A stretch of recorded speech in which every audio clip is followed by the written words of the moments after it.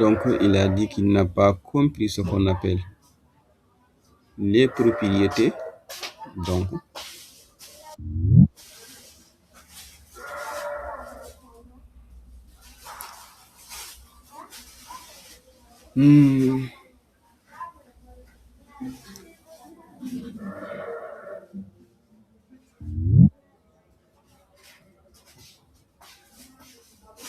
les données d'entrée et les données de sortie.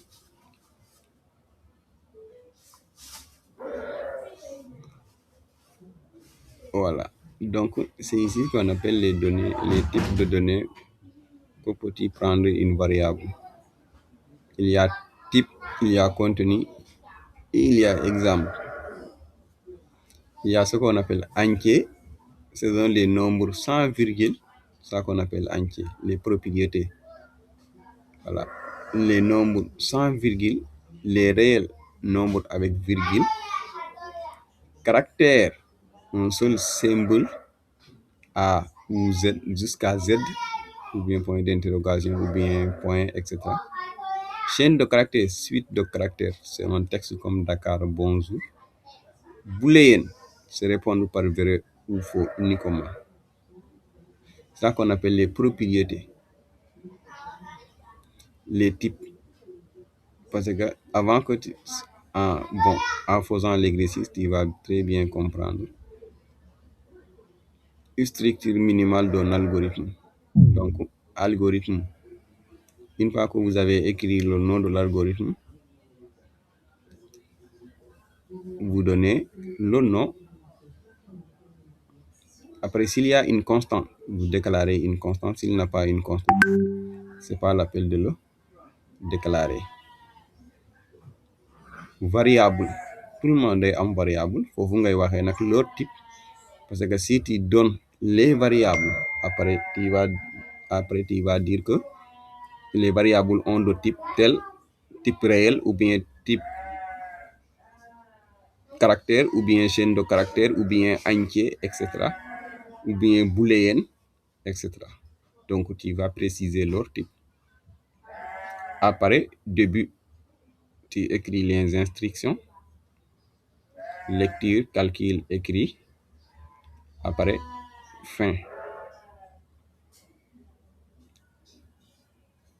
Et ici, il y a ce qu'on appelle les 4 blocs à retenir. L'algorithme, le nom de l'algorithme, comme le titre récent de recette. Variable, la liste des données utilisées avec leur type, nom, type. Début, fin, le corps de l'algorithme. Comme nous avons le corps, le corps comme body et le corps de document HTML, donc début et fin. Et le corps de l'algorithme où déroule les instructions dans l'ordre. 4. À l'intérieur, on lit les entrées, on traite, entre parenthèses, calcul, condition, puis on écrit la sortie. Légui, il y a ce qu'on appelle les variables, déclarer une donnée et son type, lire, demande une valeur utilisée, entrer, écrire, afficher un résultat, etc., etc. Donc, le si, on n'a pas encore arrivé à cette leçon-là, parce que la leçon comme là, le si. Par exemple, algorithme facture. Il a écrit l'algorithme, le mot algorithme, il l'a donné comme le titre facture. Par écrit variable. Prix total, prix du kilogramme réel, nombre de kilogrammes entier. Début. Écrit entrer le prix d'un kilogramme de chou. Lire le prix d'un kilogramme.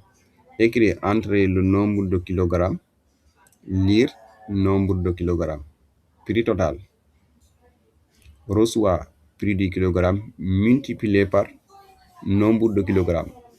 L'étoile, étoile bi moy multiplication en programmation, donc vous mëno utiliser comme multiplication bi ngeen xam, mais bo leen bëggee def multiplication, il faut que ngeen utiliser ce qu'on appelle l'étoile. Et division, ngeen utiliser slash. Et modulo, n'a pas encore fait modulo ngeen utiliser pourcentage. Et le modulo, il y a ce qu'on appelle un modulo aussi. écrit le prix total de l'achat est 2 points. Les accolades apparaît virgule prix total. Si c'est un algorithme français, il ne prend pas de points virgule. Mais si c'est un algorithme, par exemple un langage de programmation, vous le verrez avec JavaScript, chaque instruction se termine par ce qu'on appelle un point virgule. Chaque instruction se termine par un point virgule. Chaque instruction se termine par un point virgule. Chaque instruction se termine par un point virgule. Sinon rek boo exécuter ay erreur la lay indi. Donc c'est pourquoi. Mais quant à algorithme c'est pas la peine de prendre des points virgules avec chaque instruction parce que c'est pas grave. Mais quand il s'agit d'un langage de programmation, donc par A ou par B, l'instruction doit terminer par un point virgule. Donc ngeen xam mooy ko noonu. Donc bon, je vais par exemple corriger l'exercice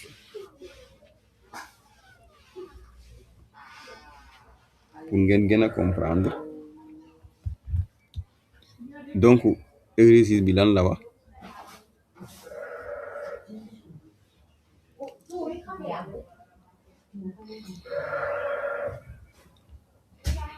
Donc il a dit exercice A. Écrit un algorithme qui calcule le périmètre. Donc qui calcule le périmètre. Écrit un algorithme qui calcule le périmètre. Donc calcule le périmètre et l'aire d'un rectangle. Donc avant dara, le périmètre et l'aire d'un rectangle. Ici, c'est quelle donnée? C'est quelle donnée? Parce que calculer c'est quelle donnée? Vous pouvez répondre ou bien. Oui. Sortie. Voilà, c'est donné de sortie. Léegi nag connaissant sa longueur et sa largeur, c'est quelle donnée? Entrée. Voilà, c'est donné d'entrée. C'est donné d'entrée. Donc, par exemple,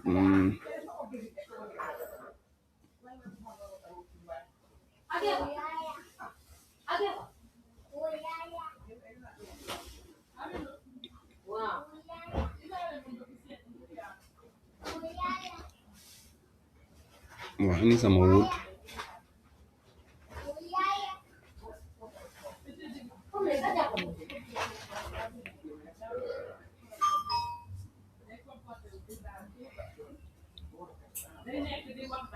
Correct.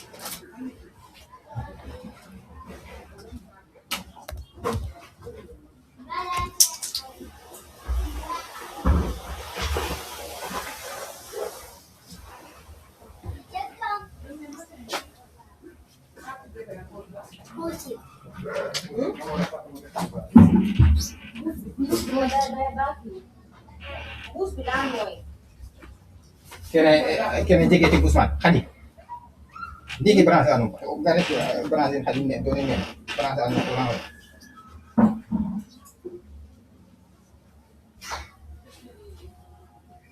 bande branché ne tin bonga ma bule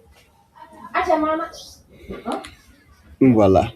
Donc, on écrit l'algorithme. Nombre d'entiers incorrect.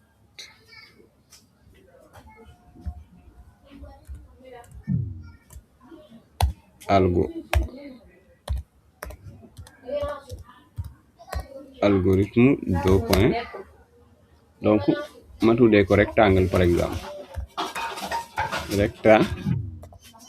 rectangle donc pour bokk identifier mun naa yelloo moo algorithme ma def ko en gras par exemple voilà après ma def lan les variables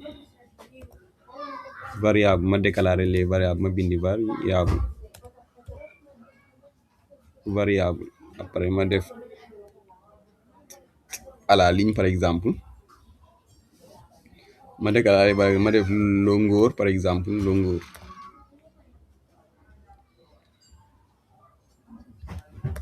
longueur virgule il y a largeur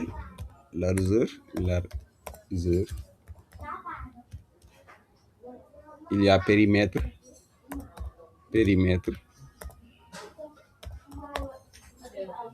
attends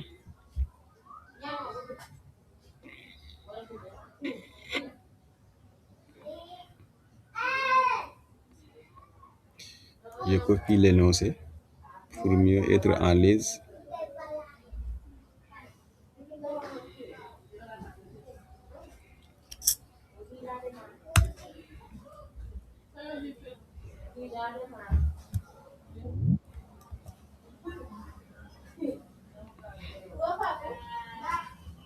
Non seulement je te diminue à 12. Voilà. Donc la largeur, périmètre.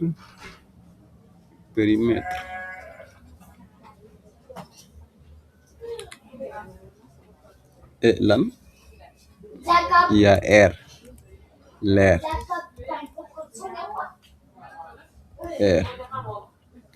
léegi ma def 2 points et par exemple réel ma déclarer ko comme réel voilà ça dépend koo xamante ne déclarer ne ko par entier tamit c'est pas du tout faux, ça dépend, donc ce n'est pas du tout faux. Est-ce que vous avez compris jusqu'à ici avant que je continue? Comprendre ngeen li ma def, je pense très bien.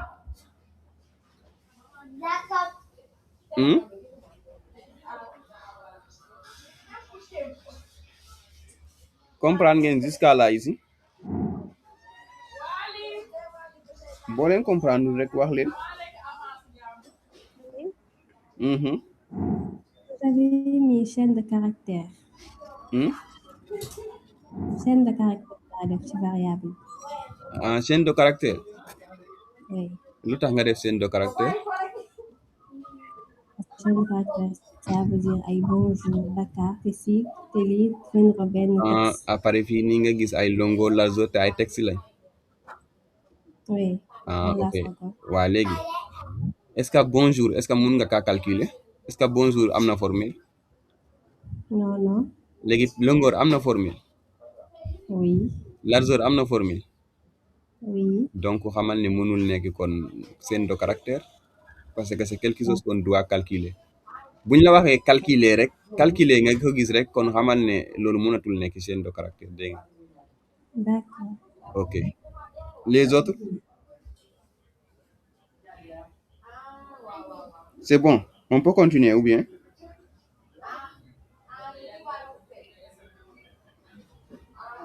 On peut continuer? Oui. Ku comprendreul waxal ne comprendre de. Xali. Oui. léegi yow leçon bi.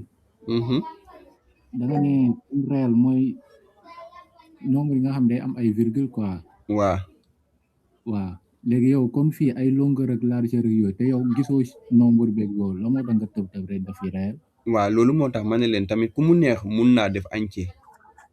D'accord. Ça dépend de vous ku mu neex mun naa effacer réel bind entier. parce que en des fois da ngay gis longueur boo xamante ne day am virgule des fois xam nga da nga gis longueur boo xamante ne amul virgule. D'accord. Comprendre nga. Mais loolu moo tax ma ne leen ku def réel ku def entier ce n'est pas faux. parce que ñun ñëpp kenn xamul exactement kii la. parce que mun naa def réel comprendre nga donc bu may calculer damay utiliser des nombres qui ont des virgules yow ku déclarer entier bu ñu calculer day utiliser des nombres qui n'ont pas de virgule donc chacun est libre choisir lu ko neex rek ça dépend réel ou kii ou entier. ok donc réel léegi ma def début à la ligne gis ngeen on a écrit algorithme le nom de l'algorithme bu amoon ce qu'on appelle constante avant ñuy bind variable la ñuy déclarer la ñuy bind constante mais amul constante c'est pourquoi ñuy bind variable direct et dès que les variables terminent on commence par début donc début voilà début nag du am accent mais comme Word moom teyul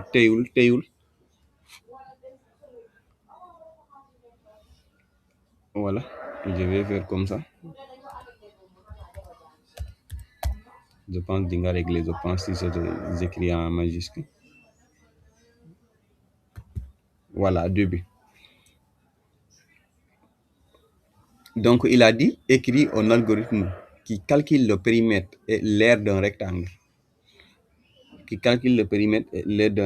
en connaissant la longueur et la largeur léegi kan moo may wax exactement parce que il faut boo bëggee comprendre te il faut que tu essaies nga essayer wax boo waxee sa lacune nekkul noonu ñu ne la du noonu après ñu ne la lii la la prochaine fois doo jaaraat ci loolu mais boo noppee comprendre ñu jox la réponse bi su boobaa pour nga mun a comprendre day jafe donc qui porte volonté pour me dire ce qu'on va écrire ici parce que on vous a dit souvent que boo leen di bindee début les instructions écrire saisir tel ça sera quelle donnée de sortie ou donnée d'entrée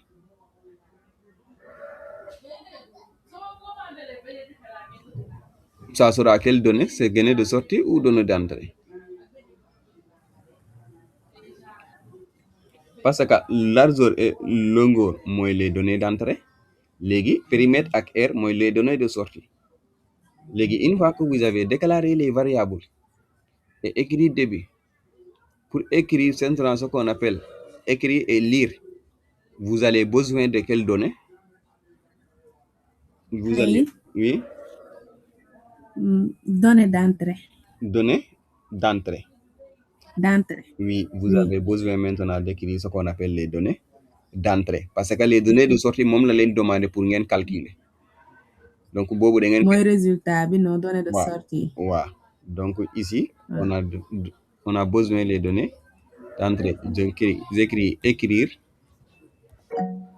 oui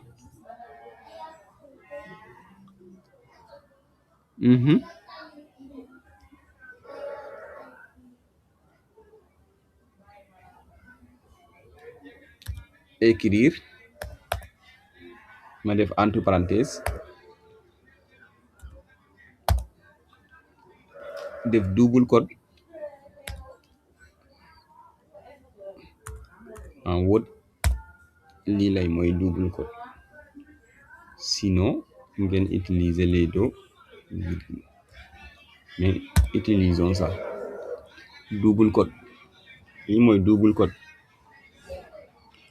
donc ici écrire bu leen neexee ngeen bind entrer bu leen neexee ngeen bind saisir ça dépend de vous mon verbe bu leen neex ngeen bind donc saisir xaaral ma bind saisir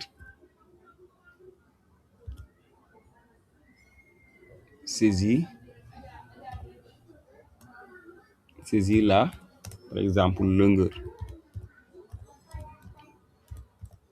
saisir la longueur et je ferme la parenthèse à la ligne oui mënuñu bind calculer wala non parce que on ne demande pas d'écrire ici calculer Ici, on vous demande de saisir ou bien d'entrer les valeurs. C'est ici que tu entres les valeurs. Après, maintenant, tu poses le calcul. Donc, lire,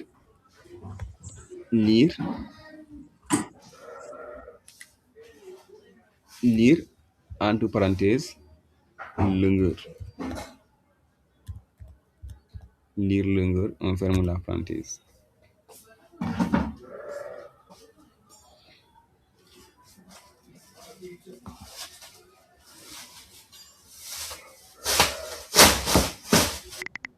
Donc, écrire, saisir la longueur, lire la longueur. Après, écrire,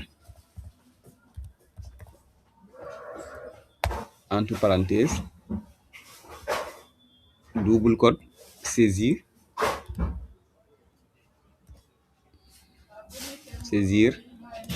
la largeur. Saisir la largeur, on ferme. Donc, lire largeur. Lire largeur.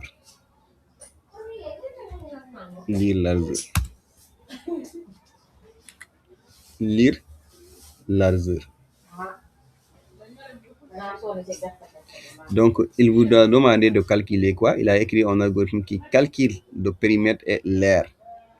Maintenant, le périmètre et l'aire. Donc,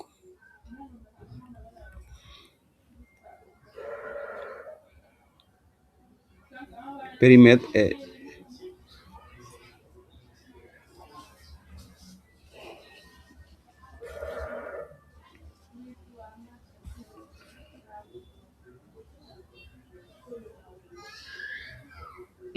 Donc, quelle est la formule du périmètre?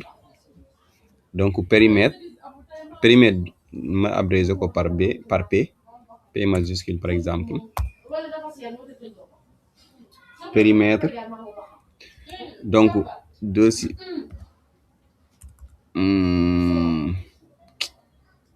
tous boobu nag les tous à savoir les sofrons la daal je l'ai pas. À chaque jour bu ma bëggee bind j'ouvre mon clavier visuel et je positionne ici ñoo nekk nii mu ñëw. Donc périmètre soit lan? Quelle est la formule du périmètre? Longueur plus largeur, entre parenthèses fois 2. Voilà, donc exemple 2 multiplié par entre parenthèses longueur plus largeur. L, grand L plus petit L. On ferme la parenthèse. Donc, Khalil, non. abréviation longueur et largeur est-ce que mën nañ ko def ci biir lire bi? Ci biir lire bi. lien ban? lire genre lire longueur ak lire largeur. Waaw. mën nañ def abréviation foofu. Waaw, mën ngaa def abréviation. D'accord. Normalement bu dee comme lii nekkul en programmation mais bu dee kante woon ne en programmation comme JavaScript ici j'ai mis lire longueur. Léegi quand je viens ici j'abrège du ko machine bi du ko xamee erreur la ma koy signaler parce que j'ai écrit ici longueur en tout caractère, j'ai écrit ici largeur en tout caractère ici. Donc su ma ñëwee fii nii damaa waroon bindi longueur comme ni ma ko bindee fii bindi largeur comme ni ma ko bindee fii nii. Lu mu nekk algorithme français moo tax comme amul programmation ci logiciel amul dara loolu moo tax. Oui, y a quelqu'un?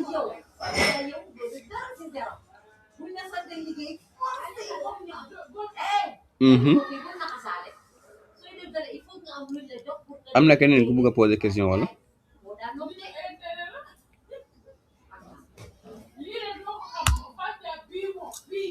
Comme y a pas, donc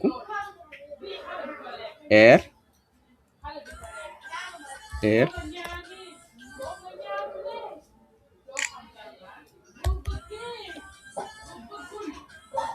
Donc, R reçoit quoi? Quelle est la formule de l'air? Surface. Surface d'un rectangle égale? Longueur multipliée par largeur. Voilà. Donc, grand L multiplié par petit L. Longueur multipliée par largeur. Donc, ici, je mets écrire, entre parenthèses, double cote. Donc, le périmètre, par exemple, oui,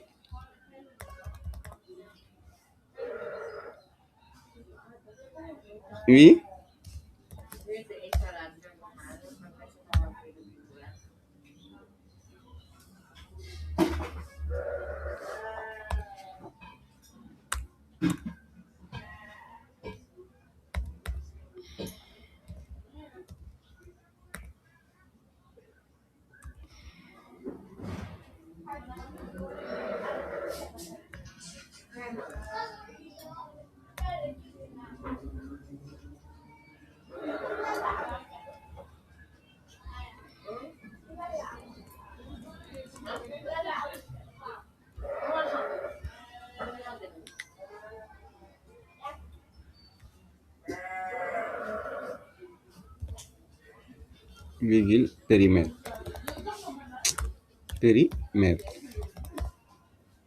On ferme la parenthèse.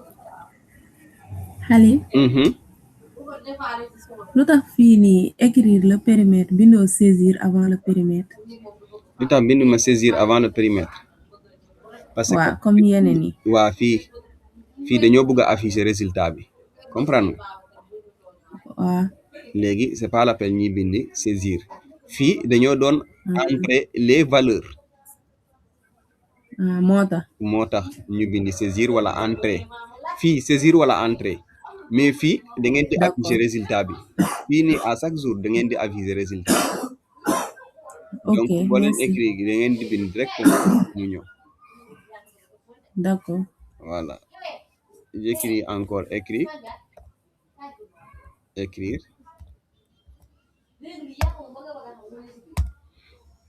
Donc, l'air.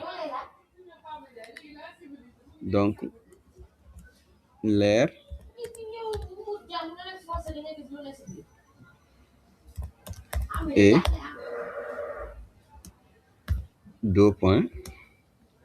Donc, su ma fermé wul lii ñëw cliquer fii du tëju.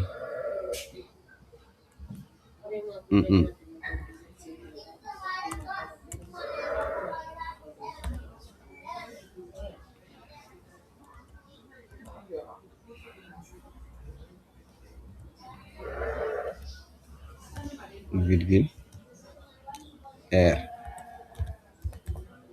surface. Après, je mets fin pour fermer le programme. Arrêtez. Voilà. Donc, c'est ça l'exercice.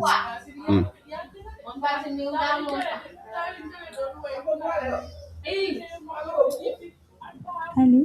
Oui. Je pensais que soo defee le périmètre P da nga war a def P bi nga def fee ci kaw.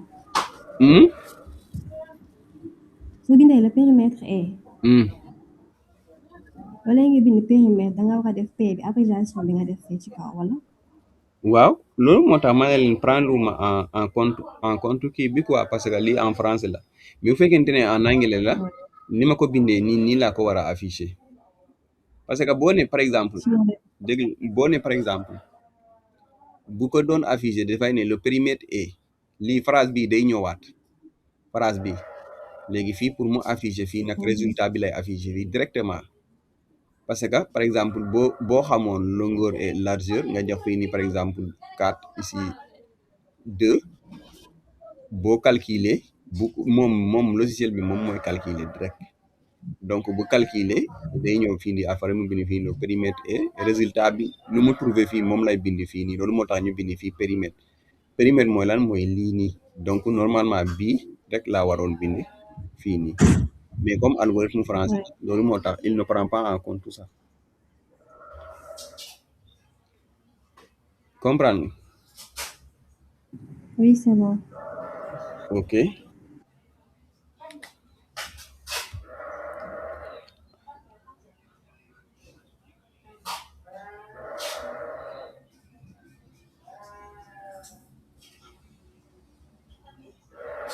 Fat Gambi.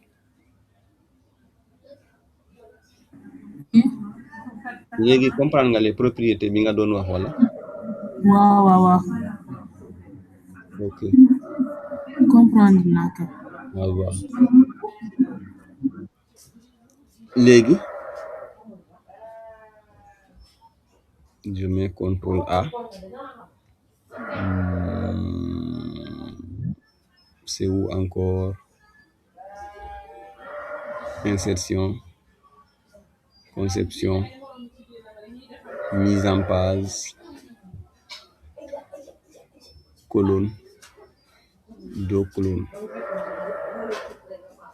Donc, deux colonnes. Je mets à deux colonnes.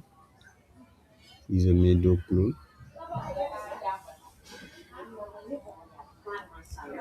Je laisse. C'est pas la peine de le mettre en deux colonnes. Donc, quand moi essayer exercice 2 bi. Exercice 2.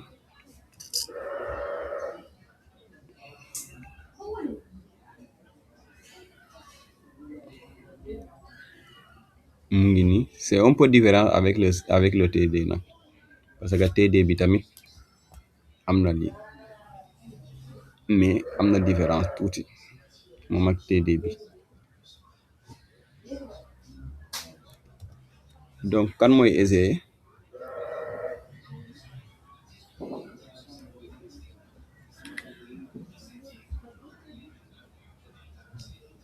kan mooy essayer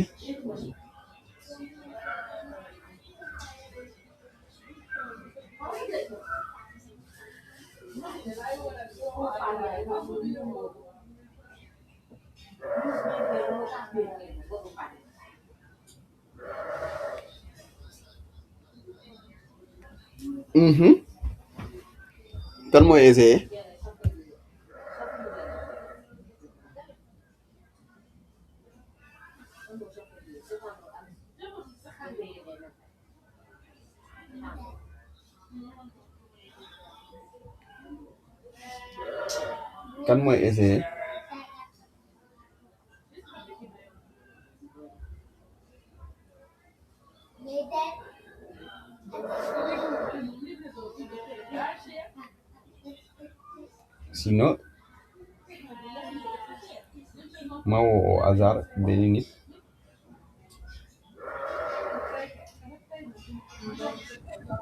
Allez. Oui. Je veux bien essayer. yor nga Word wala yoroo Word. waaw. léegi partagel ma xool. ok.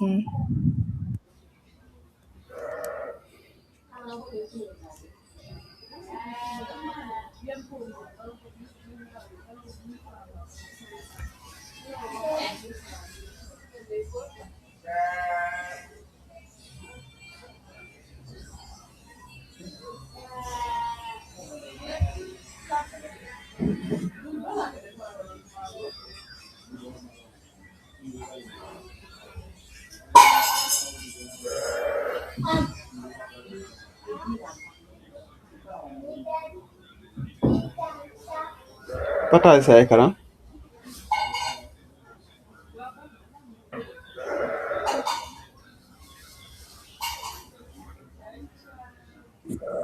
moom lay jéem a def nii mais mënuma ko. Mënoo partager écran. non. xamoo fi ngay cliquer pour partager écran. si après nga bës tout l'écran. waaw. mais après annuler lay def partager du ñëw. boo bëggee tout l'écran. waaw. waaw parce que de affiché wu la écran bu ndaw comme noir nii. cliquer faw cliquer ci kawam boo cliquer ci kawam bouton partage bi day fay.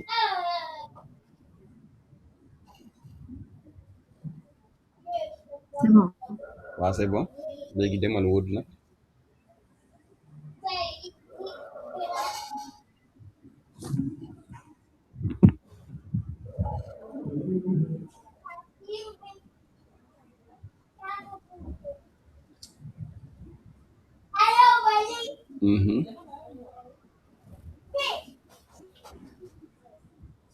defal enregistré li nga doon def dina ko perdre.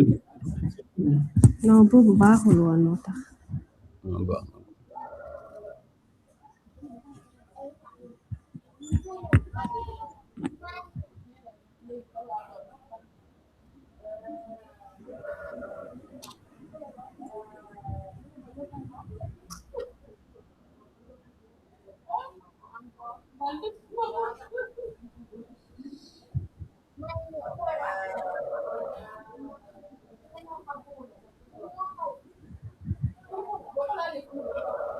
bon boo leen bëggee ma leen jox leen tuuti conseil boo leen bëggee jàng nag comme par exemple yéen a ngi jàng UVS mais au moins am un peu de travail boo xamante da ngeen ko def en parallèle fexe leen ngeen maîtriser Word Excel et PowerPoint def leen le maximum possible pour maîtriser yooyu parce que boo leen ko maîtriser am ngeen 1000 sens ce n'est pas mais am ngeen mun ngeen gis entreprise boo xamante ne day demander ce qu'on appelle un secrétariat bureautique mun ngaa postuler ñu jël la di la fay malgré que les entreprises ne payent pas mais mun nañ laa fay di la fay 100 000 wala 150 000 wala 200 000 sax mun nañ ko proposer voilà école boo xamante ne day soxla dara mun na am day def par exemple comme école benn école fii nii Dakar am na prof boo xamante ne déwuma école ba déwuma dara mais à tout le temps ñoom bu ñu organiser seen devoir maay saisir seen devoir yëpp maa koy saisir Word defar Word yëpp envoyé leen ay fichier Excel maa koy def envoyé leen seen bulletin maa koy programmer bulletin bi après jox leen di ngay saisir note rek exprès rek lépp calculer wu ñu génnee bulletin yi te doo déplacé wu mun ngaa toog fi ngay toog fichier yi ñu bëgg daa leen ko defal boo leen ko munee jàng en parallèle jàng leen ko en même temps tamit dina leen aider parce que boole fi ngeen nekk nii à partir de L2 mun nga am L1 doo leen am projet mais à partir de L1 da ngeen di am ay projet par A ou par B par force da ngeen di am projet yooyu di ngeen soxla bind ce qu'on appelle mémoire ou rapport te Word ngeen koy bindee da ngeen di insérer ay images da ngeen di defar ay design yu rafet pour ngeen mun a am ay notes yu baax da ngeen koy def donc boo leen ko maîtriser wala di ngeen sonn trop sax donc fexe leen ngeen maîtriser ko en même temps infographie IDA seen second semestre di ngeen jàng Photoshop mais Photoshop kese ngeen di jàng mais avec UVS doo leen jàng loo xamante ne dina leen mën a permettre ngeen defar dara amul et IDA dafa am infographie tellement dafa am infographie boo leen ko mënee jàng en même temps aussi Figma parce que avant ngay créer léegi site dañ lay demander pour site boobu nga mun koo designer avec Figma ba pare quel que soit UVS bu la joxee projet boobu donc Figma tamit boo leen ko mënee jàng leen ko Figma Word Excel PowerPoint ak infographie dañoo bokk ci IDA da ngeen koy liggéeyee moom ngeen di xëy di liggéeyee à partir de L2 di ngeen gis li ma leen di wax moom ngeen xëy di liggéeyee di bind ay rapport di bind ay mémoire comme ni ngeen di def nii exercice Word di ko saisir def ko PDF rendre ko ci plateforme bi fii da ngay def format PDF def fichier zip boole yëpp zippé ko rendre ko on vous donne un lien vous allez déposer la base du projet le tuteur dinañ ñëw exécuter rapport bi xool rapport bi li ngeen defar ci rapport bi lire en même temps exécuter projet xool li ngeen defar ci projet après noter rapport bi noter mémoire bi noter projet bi loolu yëpp di ngeen ko am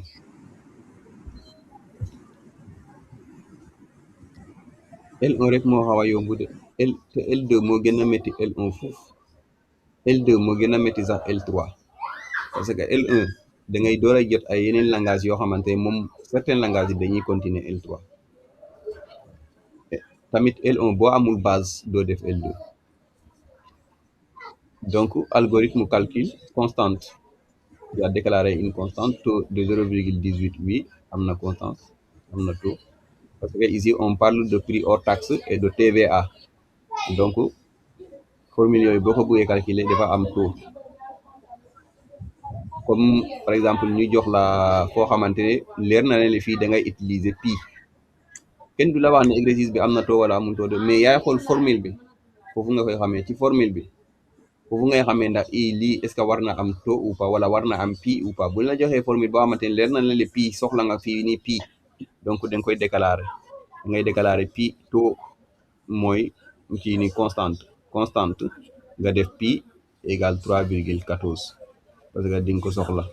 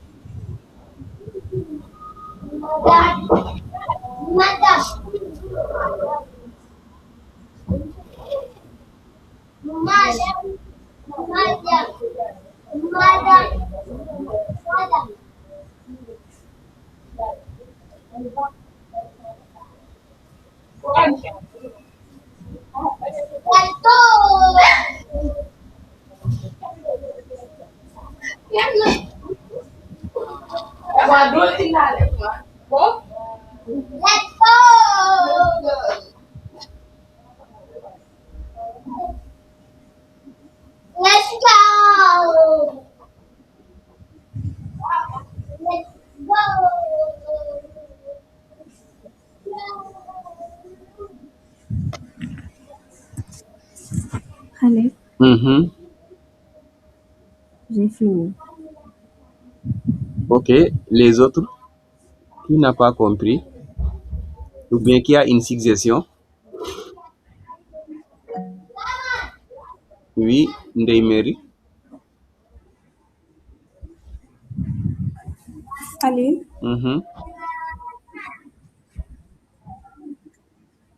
Comprendre ma ne.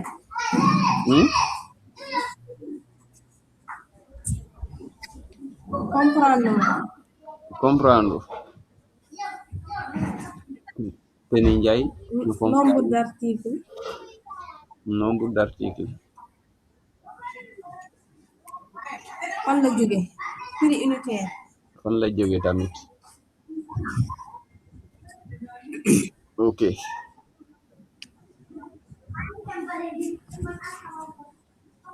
Léegi Mati dindil sa partage bi.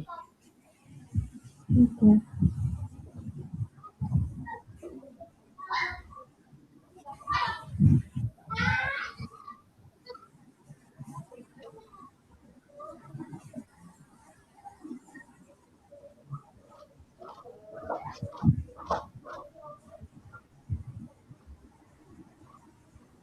Donc, où est-il encore? Ici. Il est Wood. Il a dit écrire un algorithme qui demande un prix hors taxe moins acheté et au taux de TVA, puis affiche le prix TTC.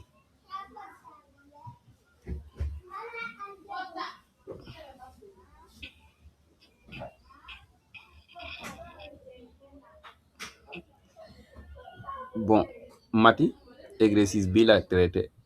Exercice bi ni. Bi la traité. Bi ak bi dañoo am différence parce que il a dit écrire un algorithme qui demande un prix hors taxe et un TVA tout court, puis affiche le prix unitaire 3. Et ici, dans cet exercice-là, il a dit écrire un programme qui, à partir d'un prix et d'un nombre d'articles fournis en données, calculer le prix hors taxe, le TVA et le TTC. Moom nag Mati exercice bi la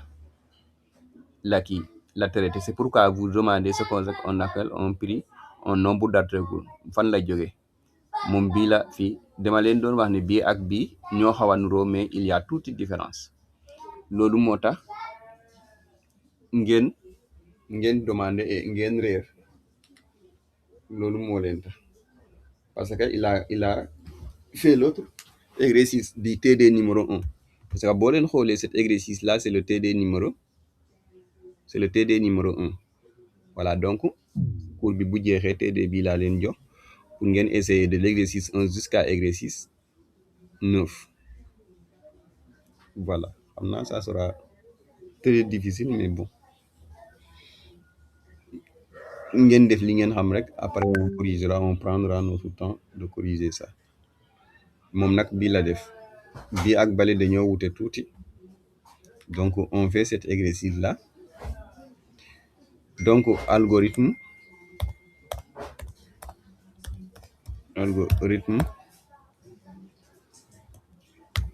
2 points, par exemple calcul, ça dépend calcul ou mun na ko tuddee calcul tamit calcul amul ode. Après ma ñëw variable fii am wax nañu taux, donc wax nañu ici taux, mais est-ce qu'on a besoin de calculer le taux dans l'exercice? Si oui, donc da ngeen di déclarer ici constante parce que wax na leen taux bi ba pare. Taux boo leen ko gisee rek xamal leen ne constante boo leen exercice boo leen gis taux mu bindi taux xamal leen ne war na am constante kon. Donc constante taux ma def taux moom il l'a déjà fait 0, le taux est égal à 18, mais taux ñëpp xam nañ day am pourcentage, c'est pourcentage boo ko calculer, donc c'est pourquoi il a écrit directement 0, boo leen gisee 0 point le point 0.18 boo leen ko gisee nii xam leen ne il l'a déjà divisé par 100, 0.18%. loolu mooy taux bi 0.18. Après taux constante la voilà, léegi ma def lan variable var oui oui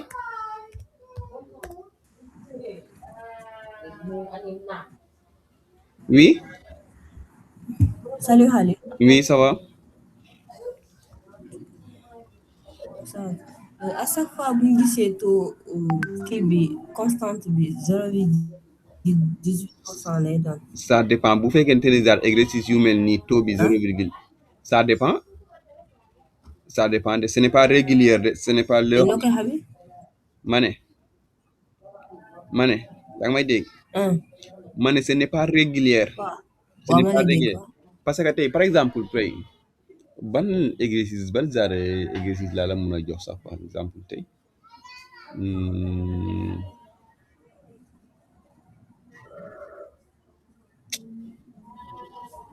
boo xamatuma ban exemple mais il peut arriver des exemples yoo xamante ne par exemple da leen di demander taux bi foofu du nekk 0,18 mais en tout cas taux bu bari qui existe par exemple taux yi ñuy jox par exemple ci algorithme yëpp en manière générale le taux égal à 0,18 18% donc 0,18 comme les exercices yoo xamante ne dañuy am constante pi tamit en tout le temps comme pi depuis bu ñu nekkee léegi ba léegi dañuy wax ne pi égale 3,14 donc à tout le temps boo leen gisee. mais loo xamee ne taux bi exercice bi 0,18. loolu la lay expliquer taux yi xam yëpp parce que taux yi buñ koy wax dañ koy wax ci wàllum alimentation comprendre nga léegi ci wàllum alimentation la ñuy wax wàllum alimentation day wax jënd ak njaay comme wàllu ceeb dugub loolu yëpp boutique yi kankayri et cetera donc foofu booy exercice bu ci génn ci loolu mu laaj leen taux rek xamal ne le taux est égal à 0,18 quand on parle de vente donc le taux est égal à 0,18 de manière générale mais ce n'est pas dañuy par exemple chaque chose a une exception loolu laa leen bëgg a wax mais de manière générale taux yi yëpp lu ñuy déclarer taux égal 0,18%.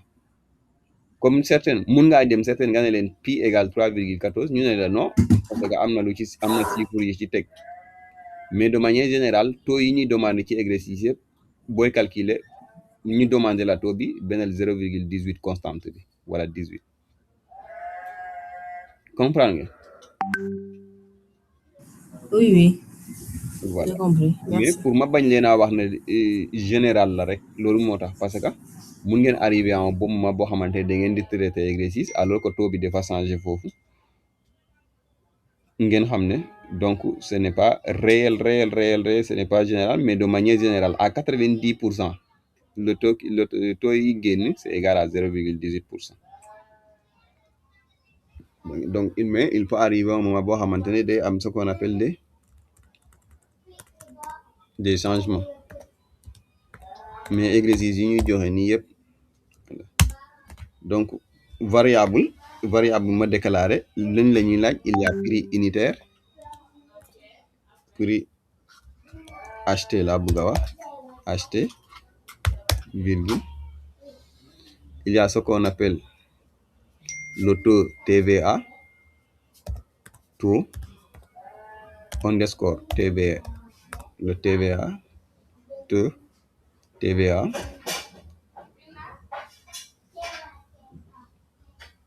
il y a ce qu'on appelle aussi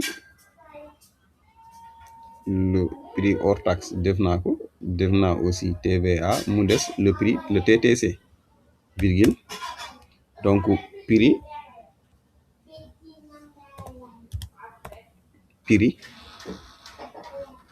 underscore TTC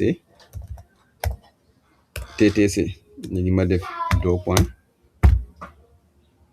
cette fois-ci exercice bale réel laa defoon léegi bii ma def entier lu leen neex mun ngeen def entier léegi ma def début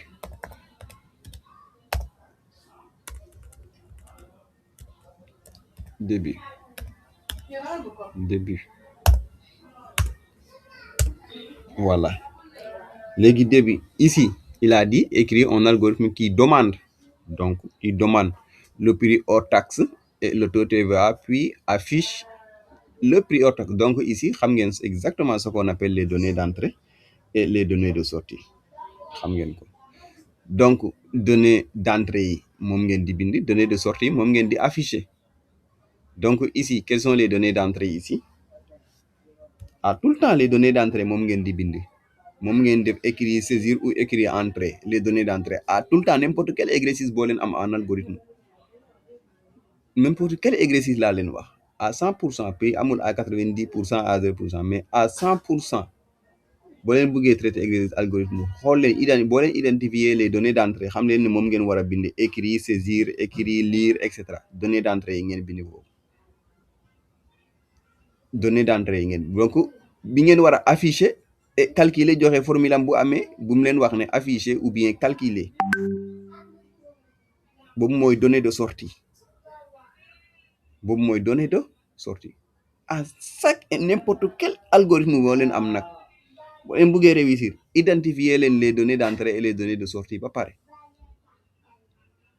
sinon boo leen identifier loolu fan ngeen mun a fausser ci formule yi, ci instruction yooyu kese ngeen mun a fausser, mais lu ñuy wax écrire saisir doo leen ko fausser.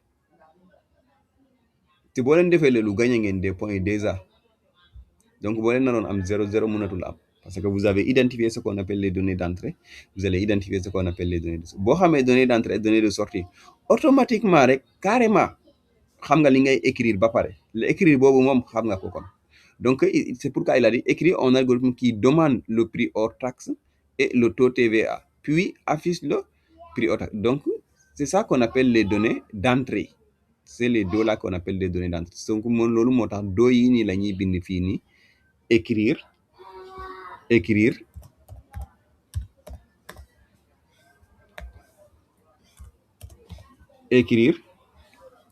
cette fois-ci j'allais saisir la bindoon, donc cette fois-ci ma bind entrée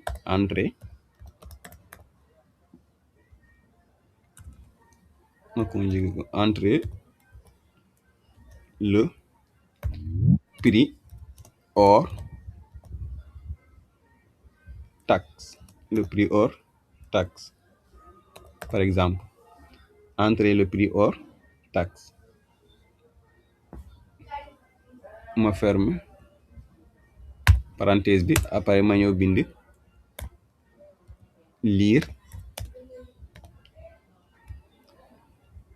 p underscore ht, ma ferme, après ma ñëwaat bindi écrire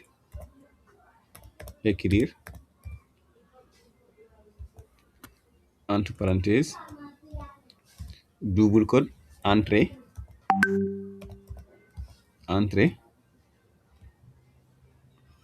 le taux TVA. Le taux TVA c'est en pourcentage quoi. Ma abrégé en pourcentage, ma ferme,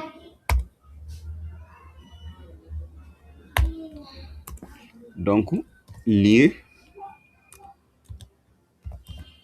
entre parenthèses taux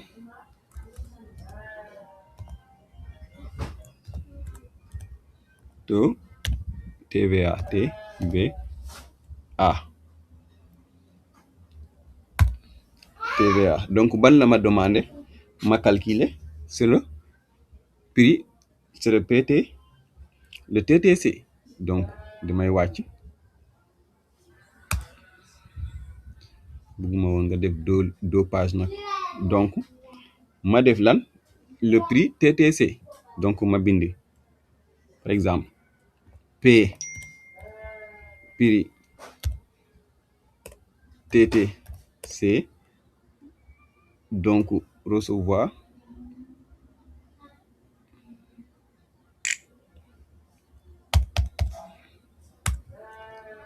TTC recevoir quoi? La formule sera prix hors taxe acheté multiplié par entre parenthèses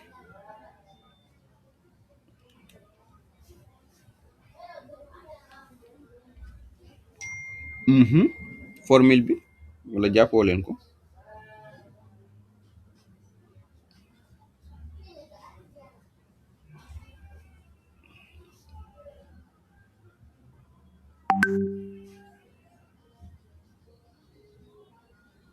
donc 1 plus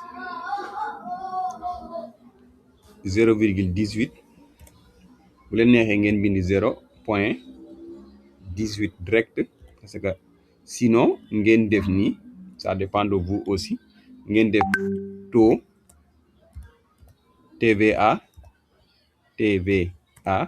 divisé par le slash divisé par alors ma def espace divisé par 100 divisé par 100 ça dépend de vous ngeen def directement ici TVA bi c'est 0,18 bu leen bien ngeen bindi formule bi directement ça dépend aussi de vous après ma ñëw def écrire entre parenthèses double code le prix TT le prix TTC et 2 points double code alors ma ferme parenthèse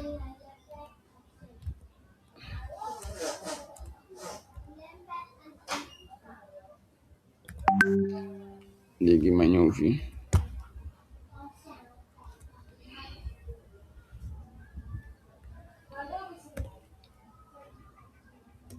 virgule prix underscore TTC ma bind ko en majuscule mu gën a rafet TTC et je mets écrit fin.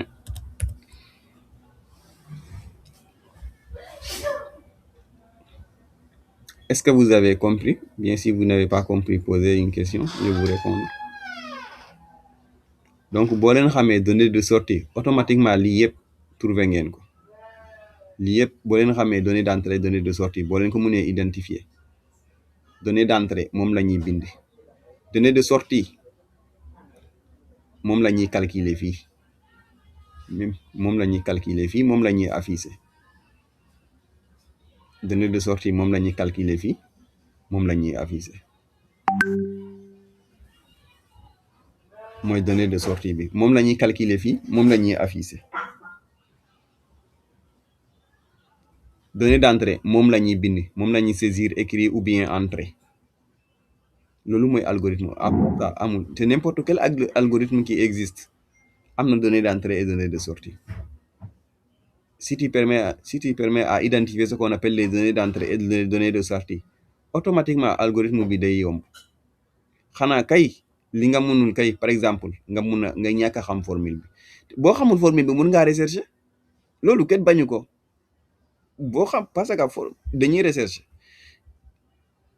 boo xamul boo defee sa lii ba pare xam nga ne yow prix TTC nga mën a mais xamoo nu ñuy calculer prix TTC mais allez demander mun ngaa laaj intelligence artificielle mu jox la formule bi nga ñëw bind kese parce que bu dee tuteur bi mun na ñàkk a parcouriser formule bi mun na kaa ñàkk a xam donc sinon da koy gis nga bind ko sinon mu def recherche xam ko noté ko benn part léegi xool exercice bi ba xam bu recevoir TD bi nag mu fekkee xam na ko loolu kenn bañu ko lu bañ kay mooy nga jël exercice bi yëpp jox ko mu corriger la ko mu jox la correction bi nga ñëw copier coller doo mos a comprendre programmation mais quant à yow comprendre nga ba bindi lii mu desi la lii formule bi nga xamul tu peux aller demander on te dit la formule nga ñëw bind après lii bindi ko jeex na parce que moom ngay afficher li ngay def nii moom nga doon chercher nii moom ngay afficher nii comme vous êtes des nouveaux mosoo leen dégg fi ñuy waxee ay gigaoctet dégg ngeen ko sax mais xamoo leen lan mooy ay gigaoctet wala lii mun na am fàtte ngeen ñu calculer heure minute seconde mais mun ngaa demander formule bi boo xamee les données d'entrée données de sortie écrit en algorithme qui permettent de convertir données en secondes en heures en minutes et en secondes boo xamee ce qu'on appelle les données d'entrée et les données de sortie formule bi mun nga kaa rechercher écrire en algorithme qui permettent de faire la permutation moom wax dëgg ne yàlla fàtte ngeen ko bu yàgg de deux nombres saisis au clavier en utilisant une variable intermédiaire et une variable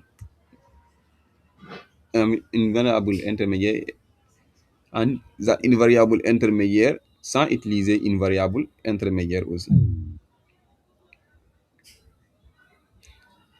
lu gën a métti mooy fexe rek nga identifier ce qu'on appelle les données de sortie et les données d'entrée boo identifier données de sortie et données d'entrée jeex na algorithme mënatul métti formule bi nga xamul formule bi ti demande tout simplement ti demande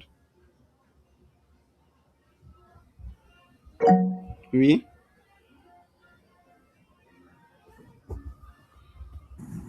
xale léegi boo demee ba examen nag xamoo formule bi nooy def boo demee ba examen déedéet exercice boo jàpp yow exercice boo traité ba nga yor yow buñ la ko joxaatee la prochaine fois doo ko xam non mun nañ lay jox beneen mais buñ la joxee beneen am beneen tamit buñ la utiliser tamit mun na utiliser par exemple tey xam nga gis nga exercice bii nii xam nga dafa xaw a nuroo ak bi ñuy joxee nii mun nañ la kaa joxee nii léegi lan mooy différence bi kese parce que nombre d'articles yi kese ñoo bokkul moom ngay annuler et pourtant ni ngay calculer comme Mati bu partagé ni mu calculer bii nii le prix hors taxe le TTC bii nii nu mu ko calculer c'est la même formule boo xamante ne moom la ñuy calculer nii c'est la même formule nu mu utiliser moom la ñuy utiliser moom dafa abrégé parce que il a déclaré directement taux égal 0,18 là-bas donc il remplace tout il multiplie directement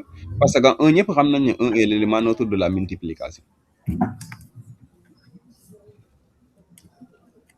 ñooñu IVS loolu kese lay naxee loolu kese lay tegee ay pièges amul leneen noonu lay tegee ay pièges kese mun naroo ci dara comme par exemple tey algorithme yi gis ngeen algorithme correction bi nii mun na leen defal lii yëpp sax doo leen ko gis talu ko sax bu koy def IVS talul sax di def lii examen bu génnee talul di bindi loolu doo leen ko gis lii ngeen di gis directement lii comprendre mun na baax nag mun na am pro boo xamante ne dafa baax daf leen bindal formule bi léegi mu ñëw ba fii def écrire leen lii TTC léegi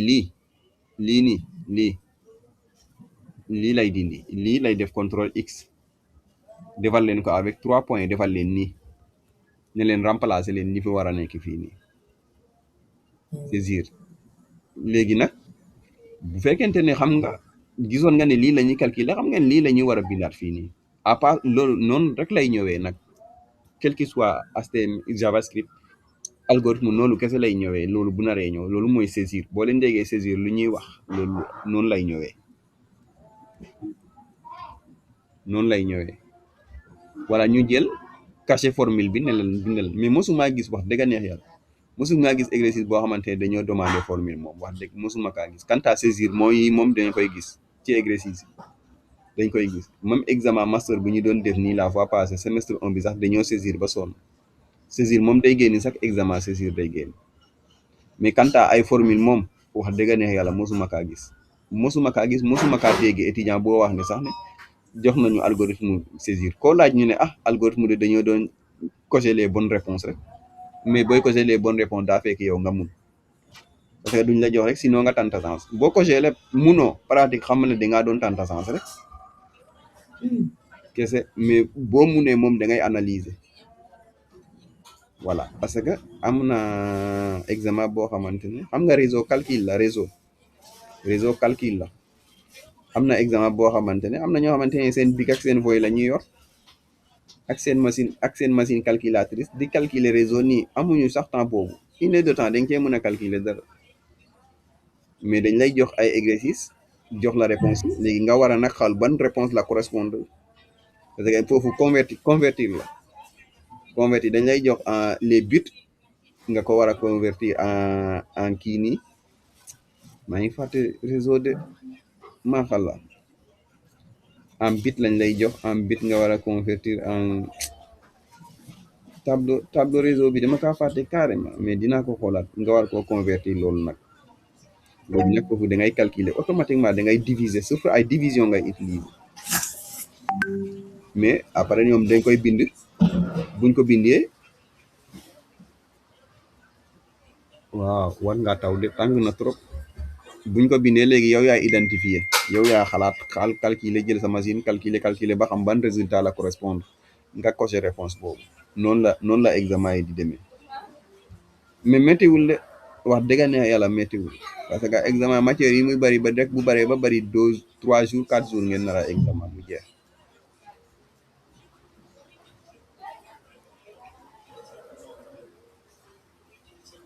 amaat ngeen keneen question wala si vous n'avez pas de questions donc TD bii nii dinaa leen ko déposer après ngeen télécharger ko vous allez essayer de faire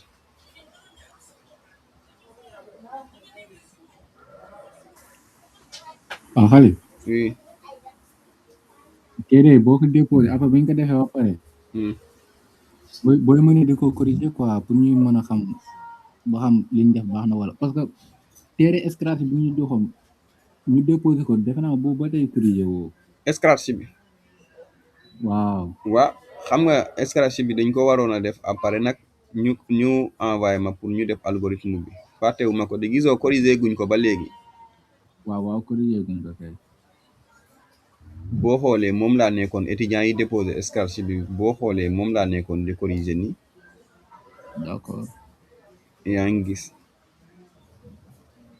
ok moom laa nekk di corriger nii mais pareegul mais après su ma ko corriger ba pare waaw après dinañ ko corriger étudiant bu am note bu baax xamal ne jour boobu di nga partager sa écran woonu comme Ndeye Fatou Dione il a obtenu 19 donc dina partager écran am woon ñu mu def ba am 19 comprendre ok Awa Diaw il a obtenu 18 dinañu woon nañ la def ba am 18 ok waaw noonu lay demee dinañ ko corriger yëpp de A à Z parce que pratique Khalid ni oui Khalid oui man sama kii bi sama ordinateur bi mënut a capturer maa ngi jéem a def projet scratch mais mënut a capturer kay bu ma capturer ma demee bureau du ma ko fa gis waaw loolu ngay wax mais mun na boo capturer boo demee bureau doo ko gis boo capturer mu demee bureau mu demee document tamit du ma ko fa gis boo ñëwee image normalement chemin bi peut-être chemin bi moo normal parce que par exemple su ma ñëwee nii par exemple xam nga ne boo mënul def raccourci bi mën ngaa ñëw fii nii par exemple su ma ñëwee ma bind outil de capture a ngi nii mun ngaa rechercher par exemple su ma defee nii outil de capture nii yaa ngi gis outil de capture a ngi nii léegi su ma defee nouveau mooy contrôle N rek su ma defee nouveau léegi yaa ngi gis léegi man maay tracer sama bopp fi ma bugg a capturer su ma defee nii ma maintenir clic gauche bi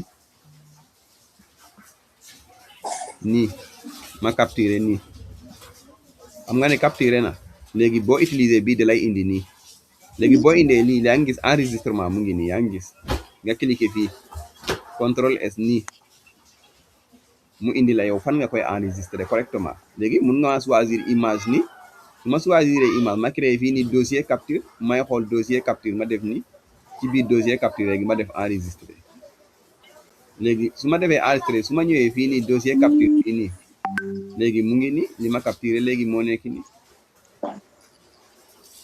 gis nga. d'accord waaw après ma pare kii semaine boobu ba xam essayé semaine boobu ba xam. waaw boo leen utiliser raccourci bi. ndax yu ma jotoon def capture yëpp. waaw boo leen utiliser raccourci bi. boo leen utiliser yu ma jotoon def yëpp copie coller laa ko. ok boo leen kiiwee rek da ngeen utiliser capture boo leen bindee capture rek da leen utiliser capture mu indi leen outil de capture. ngeen def ouvrir ngeen utiliser boobu di ngeen xam fan ngeen di kii oui. D'accord.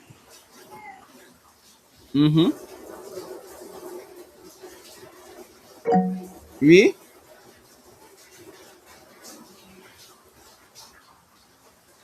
Xaaral ma